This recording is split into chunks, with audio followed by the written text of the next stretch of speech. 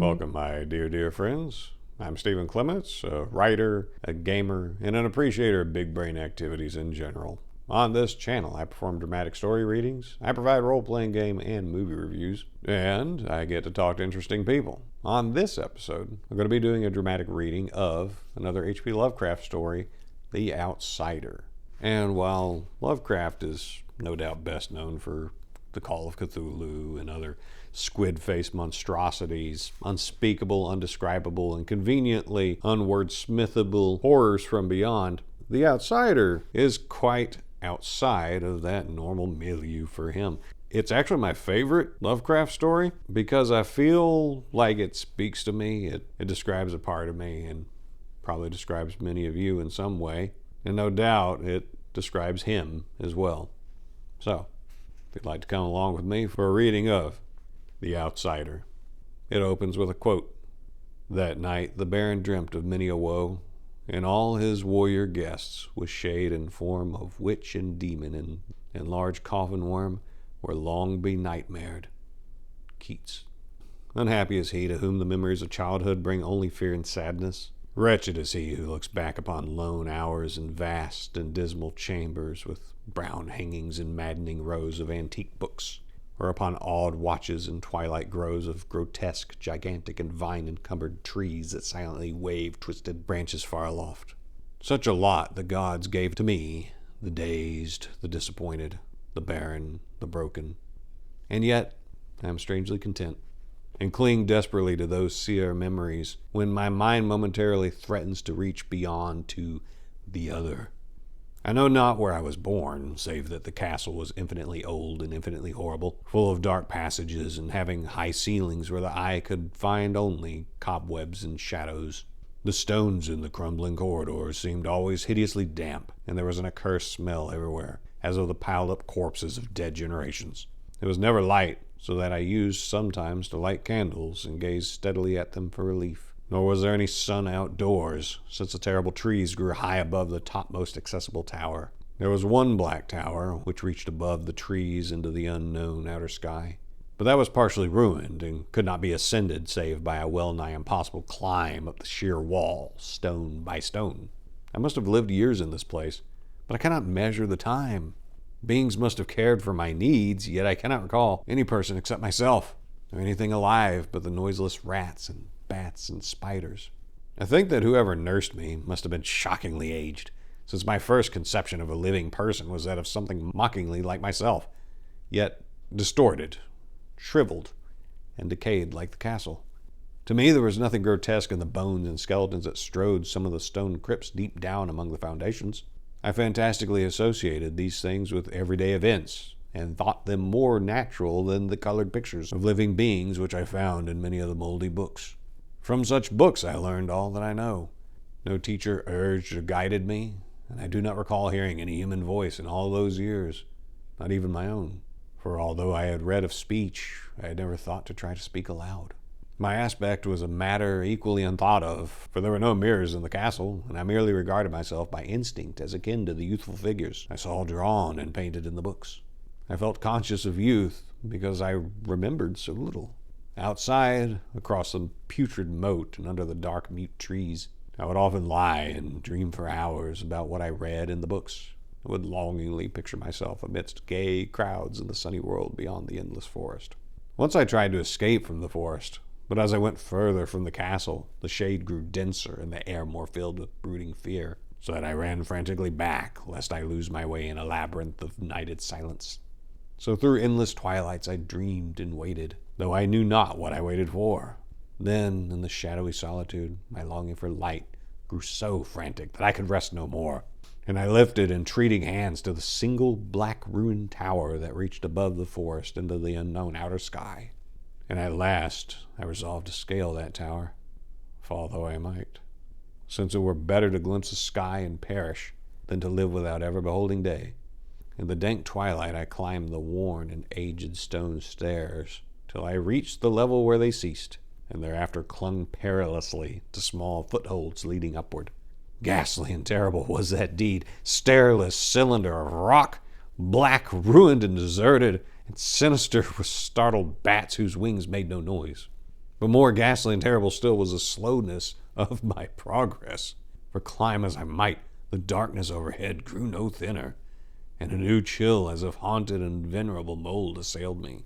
I shivered as I wondered why I did not reach the light, and would have looked down had I dared.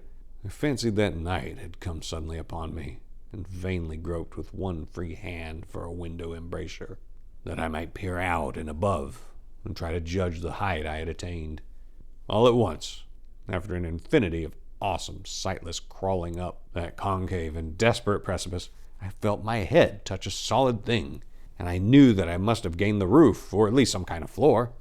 In the darkness, I raised my free hand and tested the barrier, finding it stone and immovable. Then came a deadly circuit of the tower, clinging to whatever holds the slimy wall could give, till finally my testing hand found the barrier yielding, and I turned upward again, pushing the slab or door with my head as I used both hands in my fearful ascent. There was no light revealed above. As my hands went higher, I knew that my climb was for the nonce ended. Since the slab was a trap door of an aperture leading to a level stone surface of greater circumference than the lower tower, no doubt the floor of some lofty and capacious observation chamber. I crawled through carefully and tried to prevent the heavy slab from falling back into place, but failed in the latter attempt. As I lay exhausted on the stone floor, I heard the eerie echoes of its fall, but hoped when necessary to pry it open again. Believing I was now at a prodigious height, far above the accursed branches of the wood, I dragged myself up from the floor and fumbled about for windows, that I might look for the first time upon the sky, and the moon and stars of which I had read. But on every hand I was disappointed, since all that I found were vast shelves of marble, bearing odious oblong boxes of disturbing size. More and more I reflected, and wondered what hoary secrets might abide in this high apartment so many aeons cut off from the castle below. Then unexpectedly my hands came upon a doorway where hung a portal of stone, rough with strange chiseling. Trying it, I found it locked, but with a supreme burst of strength I overcame all obstacles and dragged it open inward. As I did so, there came to me the purest ecstasy I've ever known, for shining tranquilly through an ornate grating of iron and down a short stone passageway of steps that ascended from the newly found doorway was the radiant full moon, which I had never before seen, save in dreams and in vague visions I dared not call memories. Fancying now that I had attained the very pinnacle of the castle, I commenced to rush up the few steps beyond the door, but the sudden veiling of the moon by a cloud caused me to stumble, and I felt my way more slowly in the dark. It was still very dark when I reached the grating, which I tried carefully and found unlocked, but which I did not open for fear of falling from the amazing height to which I had climbed. Then the moon came out. Most demoniacal of all shocks is that of the abysmally unexpected and grotesquely unbelievable. Nothing I had before undergone could compare with what I now saw, with the bizarre marvels that sight implied. The sight itself was as simple as it was stupefying, for it was merely this. Instead of a dizzying prospect of treetops seen from a lofty eminence, there stretched around me on a level through the grating nothing less than the solid ground, decked and diversified by marble slabs and columns, and overshadowed by an ancient stone church, whose ruined spire gleamed spectrally in the moonlight. Half unconscious, I opened the grating and staggered out upon the white gravel path that stretched away in two directions. My mind, stunned and chaotic as it was, still held the frantic craving for light, and not even the fantastic wonder which had happened could stay my course. I neither knew nor cared whether my experience was insanity, dreaming, or magic, but was determined to gaze on brilliance and gaiety at any cost.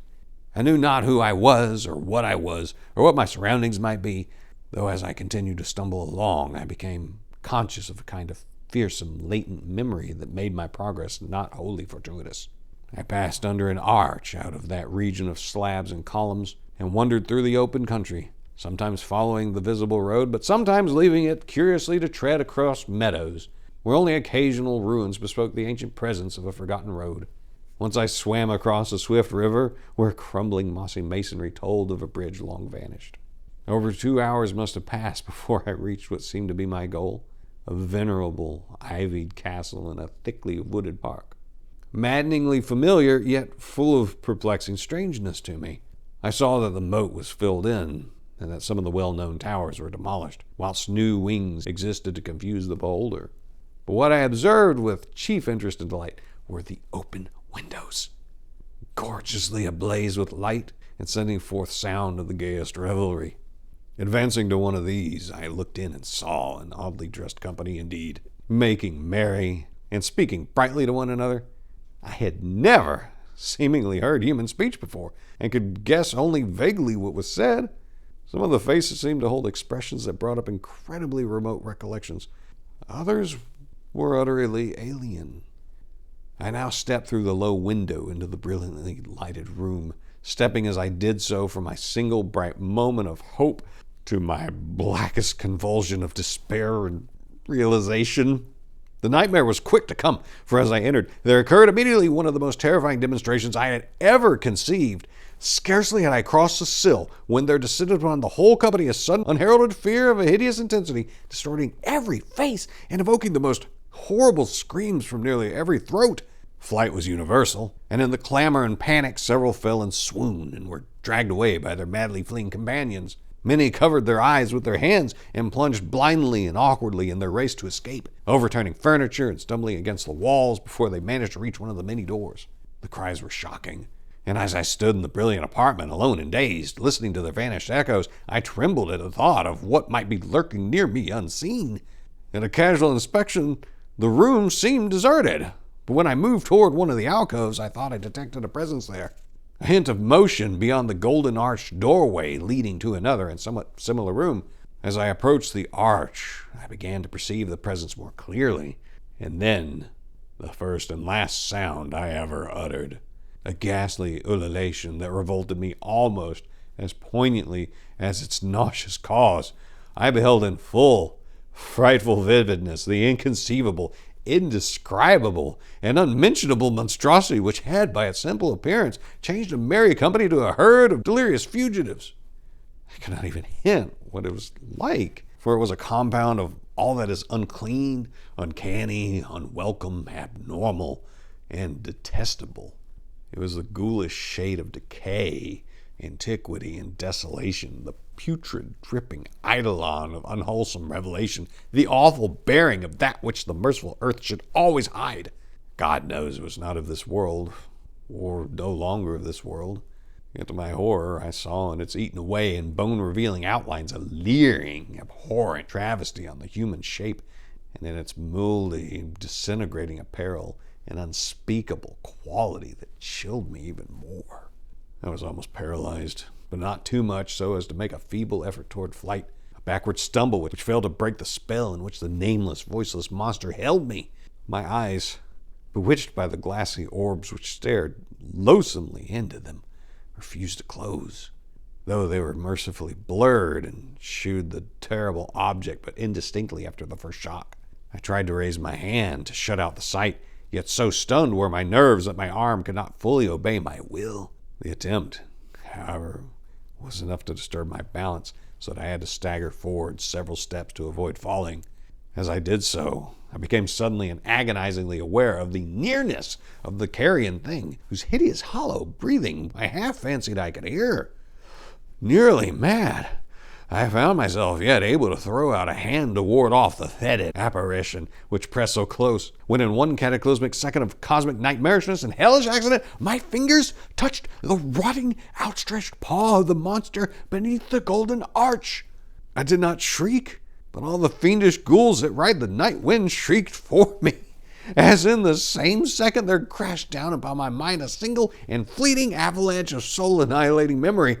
I knew in that second all that had been. I remembered beyond the frightful castle and the trees, and recognized the altered edifice in which I now stood. I recognized, most terrible of all, the unholy abomination that stood leering before me as I withdrew my sullied fingers from its own. That in the cosmos there is balm as well as bitterness, and that balm is nepenthe. In the supreme horror of that second, I forgot what had horrified me, and the burst of black memory vanished in a chaos of echoing images. In a dream, I fled from that haunted and accursed pile and ran swiftly and silently in the moonlight. When I returned to the churchyard place of marble and went down the steps, I found the stone trap door immovable. But I was not sorry, for I had hated the antique castle in the trees. Now I ride with the mocking and friendly ghouls on the night wind, and play by day amongst the catacombs of Neferin-Ka, in the sealed and unknown valley of Hadoth by the Nile. I know that light is not for me, save that of the moon over the rock tombs of Neb, nor any gaiety save the unnamed feasts of Nitocris beneath the Great Pyramid. Yet in my new wilderness and freedom, I almost welcome the bitterness of alienage. For although Nepenthe has calmed me, I know always that I am an outsider, a stranger in this century, and among those who are still men. This I have known ever since I stretched out my fingers to the abomination within that great gilded frame, stretched out my fingers and touched a cold and unyielding surface of polished glass. And that is the outsider. So for all the emo kids out there, for all the folks who at any point in their life felt alienated from everyone else, everything else, like you were some sorry loser and some unique little avatar of forlorn darkness, that's a short story for you. Well, I hope you enjoyed this reading of H.P. Lovecraft's The Outsider. And if you did, I like it when people like and subscribe, so you could do that and share this around. Maybe some other people enjoy this. Maybe some other people who feel alone would like to feel that connection with Lovecraft across all the decades since his passing. Maybe it'll help them to know that they're not alone, and there are many who have gone that way before them. And maybe there's many more who will go the way of madness in the wilderness and reveling with beasties and goblins because they finally found the crowd they fit in. If this story touches you in the same way, or you have other thoughts, please drop those in the comments. And my dear, dear friends, while we part for now, I wish you nothing but the best.